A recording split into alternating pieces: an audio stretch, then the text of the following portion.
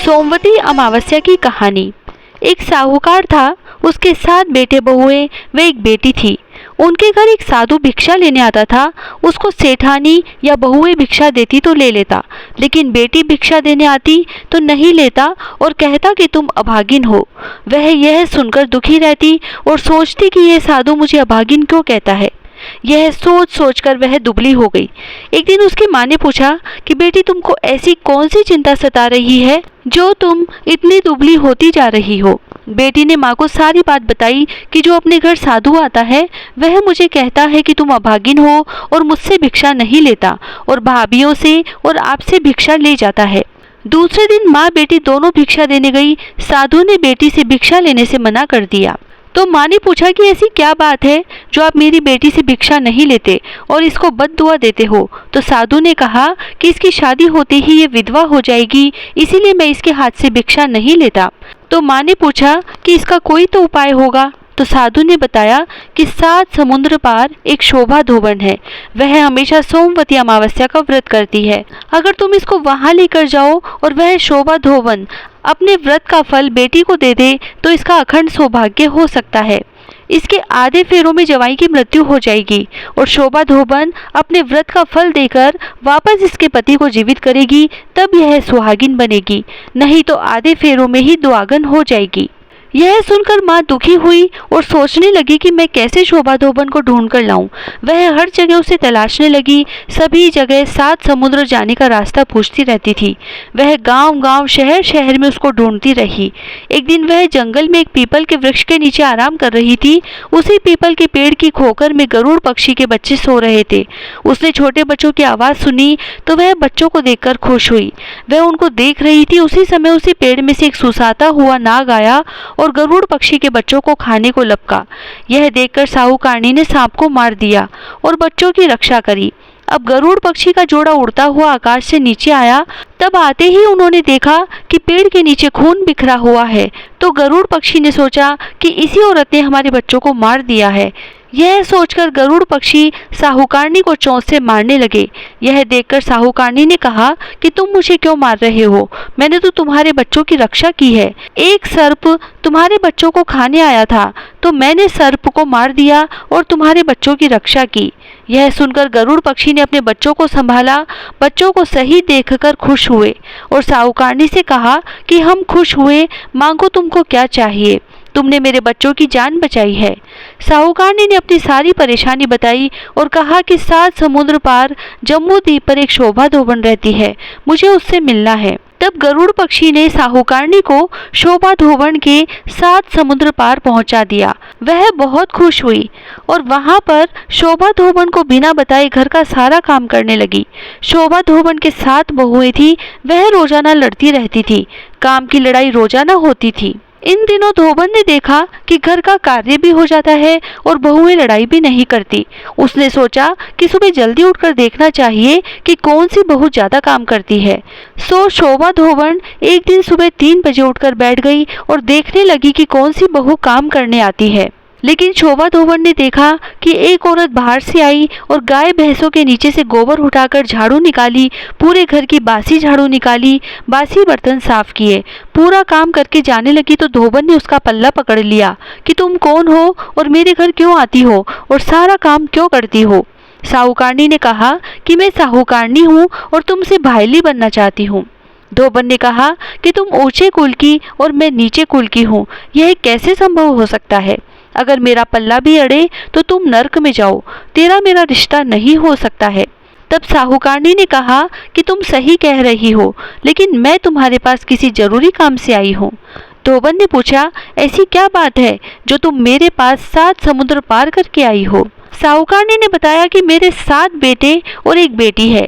बेटों की तो शादी हो गई, लेकिन बेटी कंवारी है और उसकी शादी के दिन आधे फेरों में जवाई की मौत हो जाएगी। तो तुमने सोमवती अमावस्या का हमेशा उपवास किया है। एक सोमवती अमावस्या का व्रत मेरी बेटी को दे देना, जिससे उसको अखंड सौभाग्य मिले और उसके पति को लंबी आयु का आशीर्वाद देना।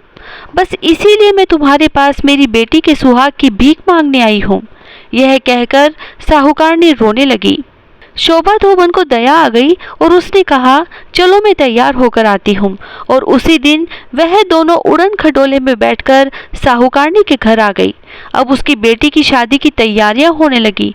शादी का दिन आ गया। रात को दूल्हा दुल्हन फेरों में बैठे। आधी रात को सुई का सांप बनकर सुसाता फुफाता दूल्हे को डसने आ गया। साहूकारनी व धोबन वहीं बैठी थी। धोबन अपने पास एक हांडी लेकर बैठ गई। वह कच्चा दूध व कच्चा सूत भी रख लिया। जैसे ही नाग आया, धोबन ने उसको दूध पिलाया और उसको हांडी में डालकर कच्चे सूत से मुंह बांध दिया। लेकिन दूल्हा तो सांप को देखकर ही मर गया। अब वहां पर हाहाकार होने लगा। तब धोबन ने कहा कि कोई भी शोर मत मचाओ। उसने सबको चुप किया। वह खुद ने स्नान करके 16 श्रृंगार किया। वह गंगा जल लेकर आंखें हाथ में लिए और नुआ में से मेहंदी निकाली, कोया में से काजल निकाला, मांग में से हिंगलू निकाली और टीके में से रोली निकाली और जल लेकर कहा कि हे सोमवती अमावस्या, करी तो मैंने है, लेकिन फल साहूकार की बेटी को दे रही हूँ। हे सोमवती अमावस्या, यह जीवित हो जाए व इसकी बेटी को अखंड सौभाग्यवती रखो। ऐसा 3 बार कहकर छींटा लगाया तो जवाई उठकर बैठ गया और कहने लगा कि अच्छी नींद आई। सब कहने लगे कि क्या खाक नींद आई, यहाँ तो हाहाकार मच गया था। अब वह पहले के होम मंडल तो हटाए और दूसरे होम मंडल लगाकर वापस फेरे दिए। सुख शांति से बेटी को विदा किया। विदा करने के बाद शोभा धोबन जाने लगी तो साहूकारनी ने कहा कि मैं तुम्हें क्या दूं? तो शोभा धोबन ने कुछ भी लेने से मना कर दिया और अपने घर चली गई। रास्ते में उसे सोमवती अमावस्या आई तो वह सोचने लगी कि मेरे पास कुछ भी नहीं है। अब मैं जंगल में परिक्रमा किससे लगाऊं? तभी उसने एक जगह टूटी हुई हांडी देखी तो उसको लाकर उसके 108 टुकड़े किए और उसी से पीपल के 108 परिक्रमा लगाई और हाथ जोड़कर बोली कि हे सोमवती अमावस्या, मेरे पति व बच्चों की रक्षा करना। वह घर गई तो उसका पति मरा हुआ था। उसने नहा धोकर 16 श्रृंगार करके एक सोमवती अमावस्या का फल पति को दिया। उसका पति उठकर बैठ गया। वह बहुत खुश हुई। सारी बहुएं भी यह देखकर बहुत खुश हुई और सभी बहुएं भी सोमवती अमावस्या की पूजा व व्रत करने लगी। अब ब्राह्मण उनके घर सोमवती अमावस्या का चढ़ावा लेने आया तो धोबन ने कहा कि मुझे रास्ते में आई थी तो उस समय मेरे पास कुछ नहीं था, इसीलिए मैंने चढ़ाने के लिए ठीकरी के 108 टुकड़े किए और वही चढ़ाए। ब्राह्मण ने सोचा कि यह झूठ कह रही है, हमेशा तो चढ़ावा देती है।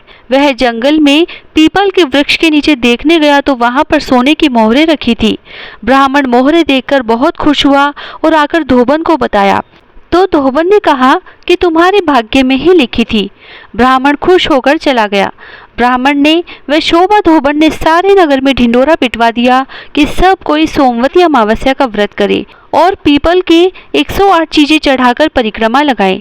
ब्राह्मण भोजन करवाएं, सीधा देवें, यज्ञ हवन दान पुण्य सत्संग कीर्तन ब्राह्मण भोजन आदि करवाएं।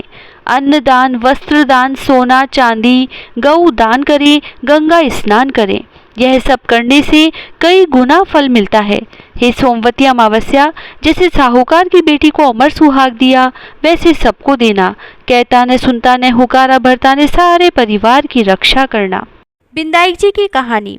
एक सास बहू थी। सास अपनी बहू को खाना नहीं देती थी। बहू रोज नदी पर जाती तो जाते समय घर से आटा ले जाती।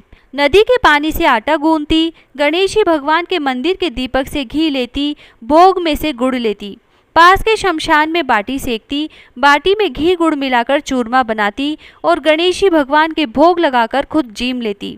ऐसा करते हुए बहुत दिन हो गए। यह देखकर गणेश जी भगवान को बहुत आश्चर्य हुआ और उन्होंने अपने नाक पर अंगुली रख ली। बहू तो घर आ गई, परंतु जब दूसरे दिन मंदिर के पट खुले तो लोगों ने देखा कि गणेश जी भगवान की नाक पर अंगुली है, तो मंदिर में भीड़ एकत्रित हो गई। गांव के लोगों ने हवन पूजा की, पर गणेश जी भगवान ने उंगली नहीं उतारी। तब सारे गांव में ढिंडोरा पिटवा दिया गया कि जो कोई गणेश जी भगवान के नाक से अंगुली हटवाएगा उसे राजा जी सम्मानित करेंगे। बहू ने सास से कहा कि सासू जी, मैं कोशिश करूंगी। तब सास बोली, इतने बड़े बड़े पंडित विद्वान कोशिश कर लिए, तू क्या करेगी? सब लोग मंदिर के बाहर एकत्रित हो गए। बहू घूंघट निकालकर अंदर गई, पर्दा लगाई और गणेश जी से हाथ जोड़कर बोली, हे विघ्नहर्ता, मैं मेरे घर से आटा लाती, लोगों का चढ़ाया हुआ घी गुड़ लेती, शमशान में बाटी सेकती, उसमें आपको क्या आपत्ति हुई? आपको मुंह से उंगली हटानी पड़ेगी। गणेश जी ने सोचा इसकी बात तो माननी पड़ेगी, इसने पहले मेरे भोग लगाया, यह तो मेरी भक्त है।